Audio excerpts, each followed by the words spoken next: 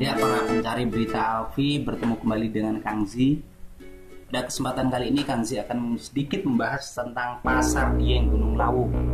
Semoga video ini sedikit bisa mengobati rasa kekecewaan teman-teman.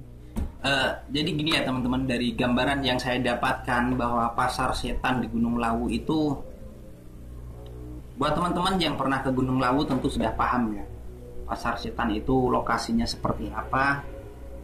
Di situ juga ada lereng. Jadi sebenarnya yang ramai itu bukan tepat di Pasar Diengnya, tapi di bawah itu pasarnya lebih ramai. Kemudian di situ ada lereng naik ke atas. Nah, tepat di lereng itu ada yang jualan sesuatu yang dilarang.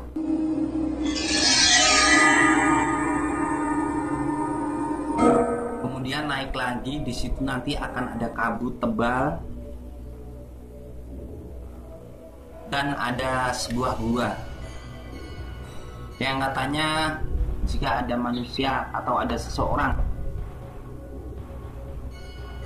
yang katanya jika ada orang awam yang masuk ke gua tersebut sudah tidak bisa kembali lagi.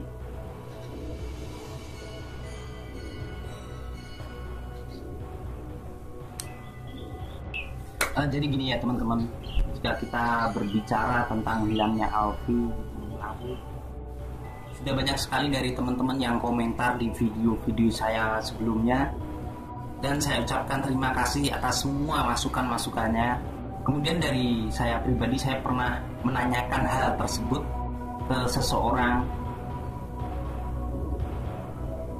tapi sayangnya orang tersebut tidak mau. Beliau tahu tapi tidak berani mengungkap. Karena apa? Karena tidak mau mendahului kehendak Allah. Jikapun pada komen-komen di video saya sebelumnya banyak yang komentar mengatakan begini, wallahu alam, kita tidak tahu. Semoga saja itu adalah memang petunjuk yang diberikan kepada kita. Dan pada video kali ini saya akan memberikan sedikit gambaran tentang Pasar Setan Gunung Lawu.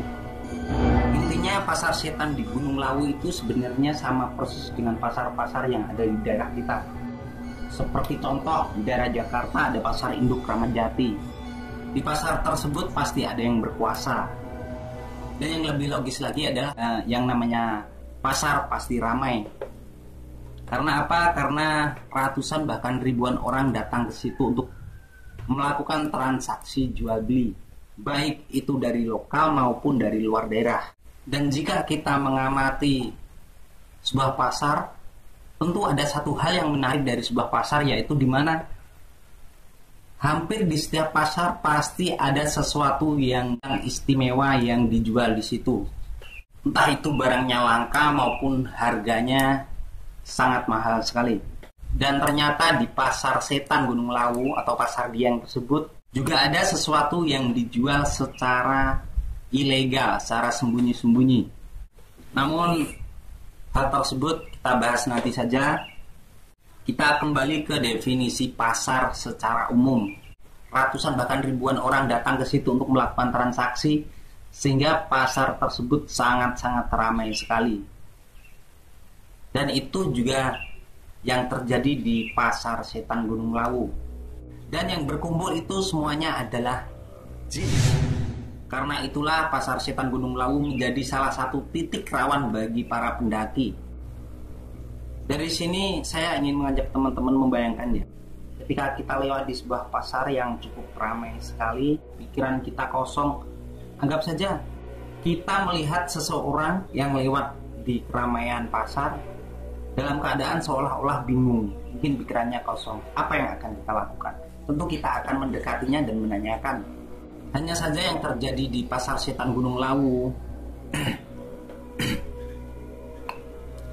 ketika ada manusia yang lewat di situ dalam keadaan pikiran kosong ataupun galau karena pacar, tentu hal tersebut akan dimanfaatkan oleh jin setempat untuk menyiasati manusia tersebut. Jadi buat teman-teman, saran saya adalah tetaplah berhati-hati dan jangan sampai pikiran kosong saat lewat di tempat-tempat seperti itu.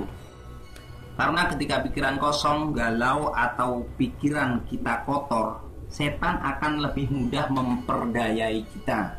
Seperti yang dialami oleh teman kita yang hilang di Gunung Lawu beberapa waktu yang lalu, yaitu Alfi Kurniawan.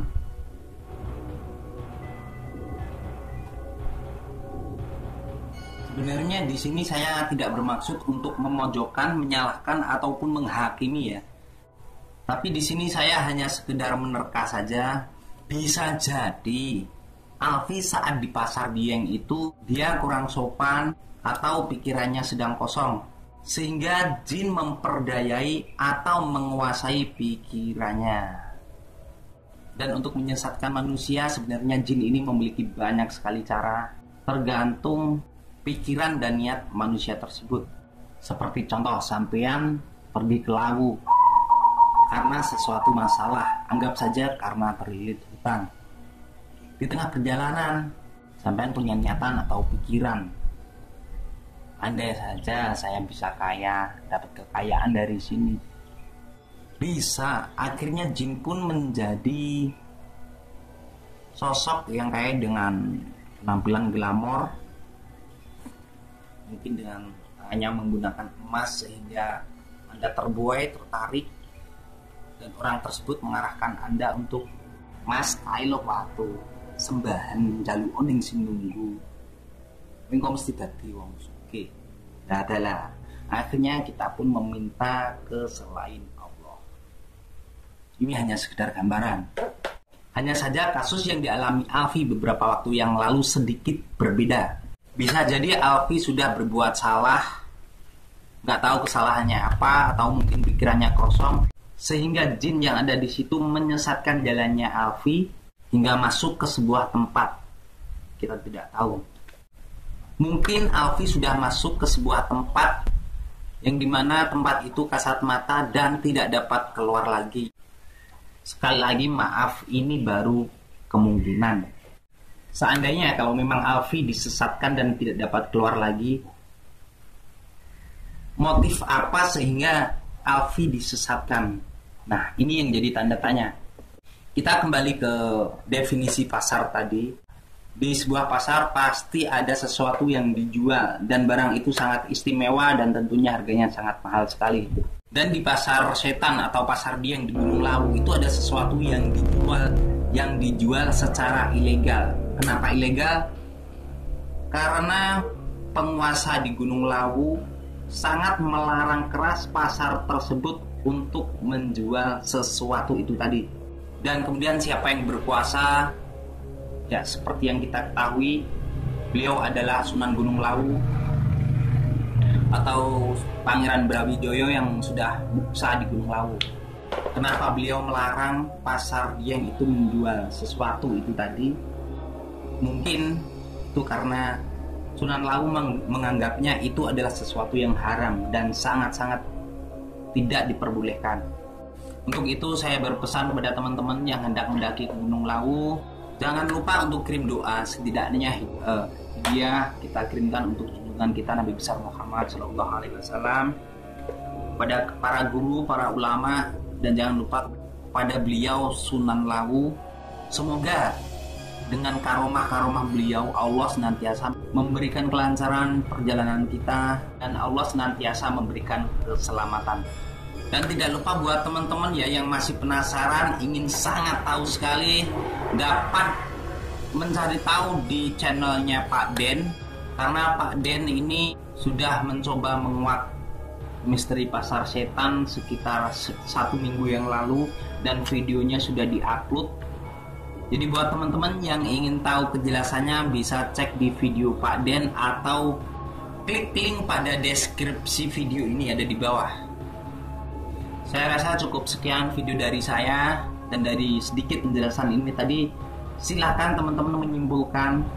Tentu teman-teman sudah punya gambaran dan silakan menyimpulkan. Dan jangan lupa berikan komentar terbaik kalian. Terima kasih. Ya ada lain tugasnya sebelah atas. Ya udah cuman itu aja, saya nggak pengen tahu mitosnya gitu ya. Karena pasarnya di sana itu banyak. Jadi kalau ada pendaki secara tidak sengaja mungkin melihat ada pasar rame kayak gitu ya, ya mungkin namanya negeri jin itu loh. Ini salah satunya lah ya, moga-moga bisa jadi wawasan gitu untuk hati-hati di sana. Bisa tahu namanya sampean siapa?